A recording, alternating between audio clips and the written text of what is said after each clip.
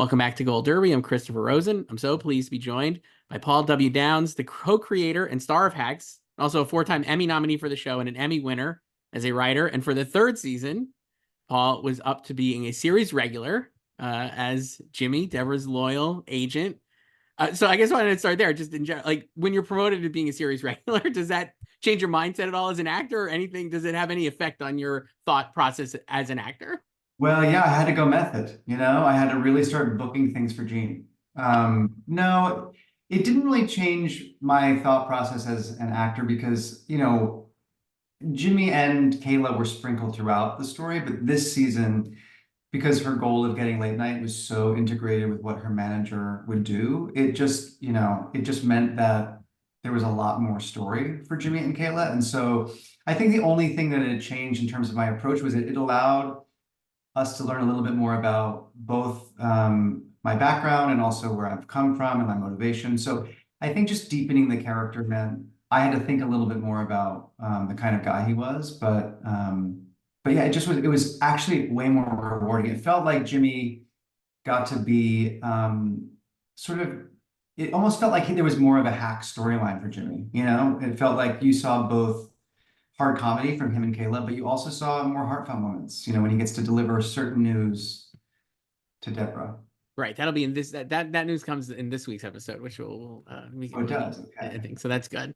Almost. I want to ask you, I guess, a little about just in terms of like thinking of Jimmy. One of the things I love about the way you play him, I guess, and just especially the season is we've seen this type. I mean, I feel like you've seen like types of managers and agents in Hollywood, right? And the depictions are very Mhm. negative. Ari Gold springs to mind as like the Of obvious course. one, but Iconic. you do this that you play him so earnestly, and there is you're obviously I don't know. I just find it. I don't want to say like kindness because sometimes that's like seems corny, but I'm like he's so kind and he has like a lot of Yeah. empathy, and I just love the way you play him, and I love the character, and I guess like thinking about him, I guess like what you're saying there, like thinking about him more this season, like what did you learn about him? I guess for lack of a better like Yeah. phrase. Well, I appreciate you saying that because that is something that I thought about a lot in terms of, when we were first starting the series and we were talking about the character. I really wanted to kind of show my experience with my representation, who are all really well-meaning people that, are so hardworking and so kind. And it's not something you typically see in representation of like representation. Yes. Representation is important. So, I think we all in the writing of Jimmy and also in my portrayal of Jimmy, we really wanted to show somebody who um, cared about his clients and cared about their careers. And I think one of the things we uncovered, and especially as an actor this season, is Jimmy is sort of a nepo baby. His father opened this management firm, represented Deborah Vance for 30 years. He inherited her as a client. And I think, there's one or two ways you can play it. Like you can be kind of a asshole who rides on your laurels, or you can be somebody who I think Jimmy wants to prove himself. And yes, he is in this position because of the privilege he had and because of his dad. But I think he really cares about comedy and he cares about his clients and he really loves the industry. And so I think because of that, he just wants to make a name for himself outside of the shadow of his dad before him and his mother, who's also a very well-known actress. Yes, which is great, and we get to see in this season as well, which is really fun. Yes. Do you obviously there's a big time jump between there's a year time jump between the end of the second season and the third season. In your like when you're preparing, were you like trying to figure out what that year was like for Jimmy? Because obviously there's not like we know what we know broad strokes obviously that like what has happened, but like the little like are you like not to say that you went method, but are you like thinking like oh like here's maybe some things that Jimmy did or like we're challenged by? Absolutely, absolutely. I mean, I think, it's interesting because I think as a manager, you have a client like Deborah who gets this huge special and sort of this rebirth of her career. You're really busy, but also Jimmy and Kayla struck out on their own and they're doing their own thing. So I did think about like the trials and tribulations of trying to sign new clients, trying to find office space, trying to like figure out how to print things when you don't have the infrastructure of a big agency, and there were actually so many things that weren't explored in that year of them like trying to get their feet on the ground after leaving this big company that I hope we have room for it in the future to show some of it because it is really funny. Like trying to launch a company between Jimmy and Kayla is like it's pretty ripe for comedy. So I Yes. am hoping we get to see more of that. That would be amazing. We could do like a prequel to season, like a prequel to season 3 or something. Exactly. Or even like, they're still good. I mean, they still don't have office space. They're still working on a coffee bean. Right, So, right. I think like the put upon nature, Jimmy is a straight man. And so he's put upon by whether it's his assistant or his clients, he's constantly trying to deal with and manage all of these people around him. So I think like the idea of him sitting in a coffee shop trying to sign Valerie Bertinelli from a coffee bean is very funny to me. It's good. And it's also weirdly like there is this side of the industry. Like, yes, sometimes you drive by the big fancy agencies, and sometimes there are people that are hustling and working on Ventura. And it's like I think it's like it was really interesting new gear for Jimmy.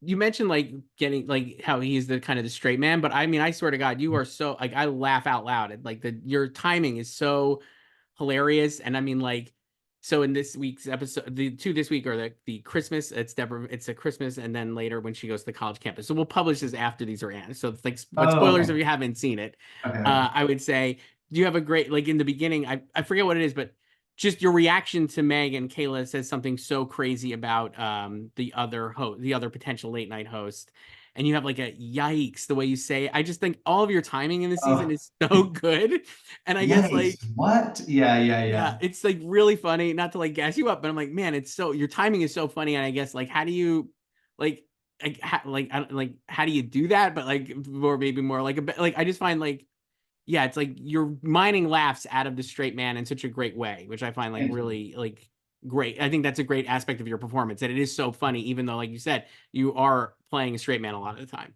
Yeah, I appreciate that. I mean, it's not my go-to. Like, I come from sketch and improv and stand-up comedy, and so I'm a little bit more accustomed to playing like bigger characters, the character in the scene and not the straight man in the scene. But it's actually been really fun to ground all of the comedy in like real life reactions. And the truth is, I have a great scene partner in Meg Stalter, and I do get to be like, yikes, what? Like she brings it to life in such a great way that his reaction can be very lifelike. I can just react very naturally to her. And I think that's the thing. I think what's been fun about the character is he is the straight man. Most of my job is to set up the characters in the scene around me. But even though there is that setup, I have the freedom on the show to be a little bit loose and to hopefully bring some of the color and the dynamic that is a little bit less of a straight man thing, So it's that balance that I'm really glad that I get to do it with the character because it's really fun to both sometimes get to let your freak flag fly, but also ground it and be the person who says, "Stop calling me Poppy." Like I get to do all of that stuff. So getting to do both is fun, but it's been a definite it's been like a very new challenge for me just to be like, again, mostly the grounded straight man, sort of the voice of reason in the scene. It's not something that I've always done. Do you think? I mean, like I would say, as a fan of the show, and this is kind of borne out in the reviews. The third season has been like I think people are saying like it's the best season yet. It feels like it is certainly. But as good as the other seasons are, it seems like it's on an ascent still. Do you feel like you're getting along those lines? Do you feel like you're a better performer now than you were in seasons 1 and 2, or as like an Oh actor? yeah. Okay. Oh, absolutely. I feel like, getting to inhabit, I mean, we're so lucky to have a season 3 and to get to inhabit a character for 3 seasons just lets you really dial it in. And also this season, we do get to see things from the characters that we haven't seen before. I mean, even though like I say, I play more of the straight man and I have more of the setup job in a lot of the scenes. This season, you get to really see, I think, a lot more heart and emotion from both Jimmy and Kayla, especially toward the end of the season when they're really challenged. Because the truth is that this story, it's about these two women who are like cast aside and are forged in the fires of Las Vegas, or I guess in the clubs of Las Vegas. But it's also about like what it means to be on the outside of the industry, and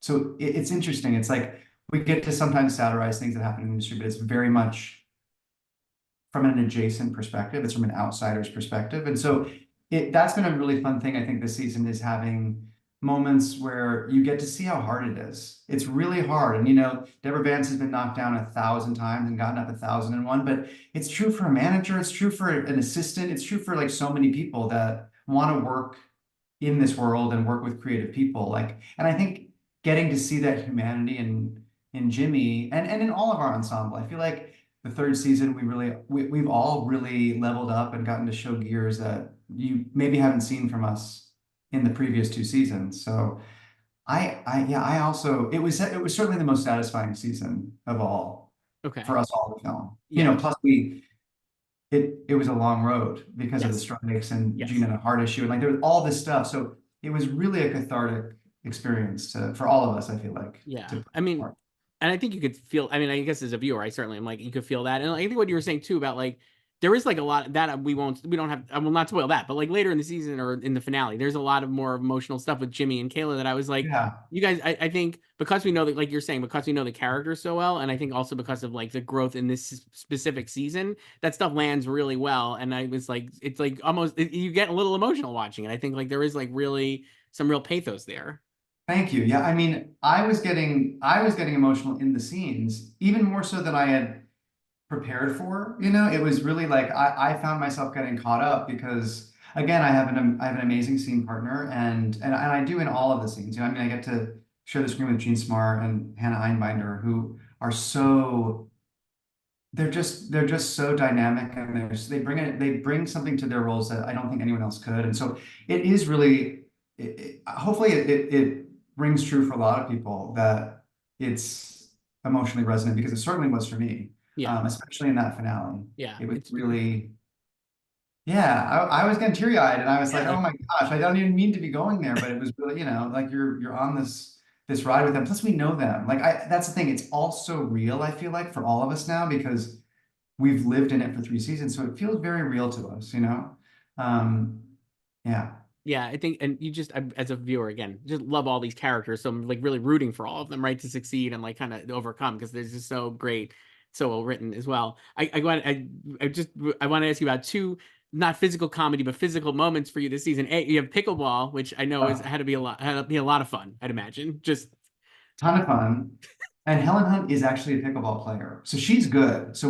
And her scene partner, Blair Beacon, is actually like a pickleball oh champion. my God, Very funny comedic actress, but also, I'm not kidding, we rehearsed on a pickleball court in West Hollywood, and people came up to her to say hello because she's like well known in the pickleball scene. So we had some very formidable opponents in that. But Meg and I we'd been coached, we'd done a lot of practices, and actually it's so funny. I should actually ask Meg if I can say this, but she showed up to the first practice in Crocs, and the coach was like, "That's dangerous because you could turn an ankle. We got to get you sneakers." And she's like, "Got it." And then the next week we came back, she was in Crocs. So it like just gives you like it's so funny that like maybe we're all a little bit method. We're all a little bit method because that's very Kayla. were you But also yeah, it was fun, but it's also like when you're in that kind of a physical thing playing pickleball, you do forget about the acting because you're like in the game and you want to win. I think all of us in that scene are pretty competitive, so it was a lot of fun. Some of the outbursts you see from Helen Hunt are actual, they're ad lib. They're like their actual reactions, which was great. So it was fun that, we were able to actually play. There wasn't a lot of like, there was no fake VFX balls. We were just playing and, yeah, it kind looked of, real. Yeah. yeah, kind of like editing to what the score was. Sure. Okay, that was one. And then in this week's episode, which people will see after, if you're watching this, you can go Oh watch it. no. The Falcon landing on Jimmy. That I was like, there's no way you're acting. I was just like you look so scared. I So wasn't it's acting great because I acting. had a bird of prey, yeah, eating raw meat out of a glove. It's interesting, right? You have a lot of business in the scene, and you get to really just live it, and really. But you know what? It was actually even more like it was a surreal experience because I have a falcon on my arm, and then I have Christopher Lloyd in the scene, who I've been such a fan of, honestly, since I was a kid. So that was a really surreal day. It's almost like it feels like it was a dream. It was a crazy, crazy day. And And it's luckily I so was unscathed. that's The great. And it's a Falcon's an great excellent actor. Falcon was good actor. Great, Really good actor. another great scene Really partner. incredible bird. I tell you what, not all animals are good actors. No, The corgis are hard. I'm gonna just be honest, guys. This is an exclusive, but corgis are hard. But that falcon hit her mark every time. amazing. But Beautiful I bird. mean, just bring it back to like, I think the greatness of the performance too is like in that episode, even with like the Christopher Lloyd character, and I think the way Jimmy responds to that script, like I just really love that whole thing because you're like it is funny and you're like two fonts great, like all that stuff is really funny, but in the end it's like Jimmy really does. care, right? And he's like Yeah, giving real yeah. feedback. I just found that like I think that's such a great way to play it, and like the way you do it is so great. I Thank mean, it's you. obviously the writing too and all this, but I think your performance is like really great. Thank you. I appreciate that because we were actually a little bit concerned in that scene. Like we didn't want it to seem like Jimmy was just like pumping him up and blowing smoke to get him to agree to let the life rights be made into a movie. So that was kind of like an interesting needle to thread because we really wanted Jimmy to be sincere and earnestly say, "You're actually a really good writer." So on the day we added, "I can't believe this is your first script. You're a really good writer," because we felt like that was genuine enough, and it came across genuine enough that it didn't seem like a move, some tactic, and he really does. And it's a funny thing too, because now we're like, how could this play out in the world of hacks? Because now this movie's going to get made. And Jimmy, Right. as you know, spoiler alert, is a producer. So it's like, you know, Great. we I, may have some fun to have with that. I would love that. As I watched The Offer, I know what it's like to produce a TV show, right? Okay, there you go. Yeah. Oh, there you go. I watched The Offer too. I enjoyed it. But Hacks is fantastic. Paul W. Downs plays Jimmy on the show. You can watch episodes on Max, and the finale is next week. Thank you so much, Paul. I appreciate this. It was a lot of Thank fun. you so much. I appreciate it.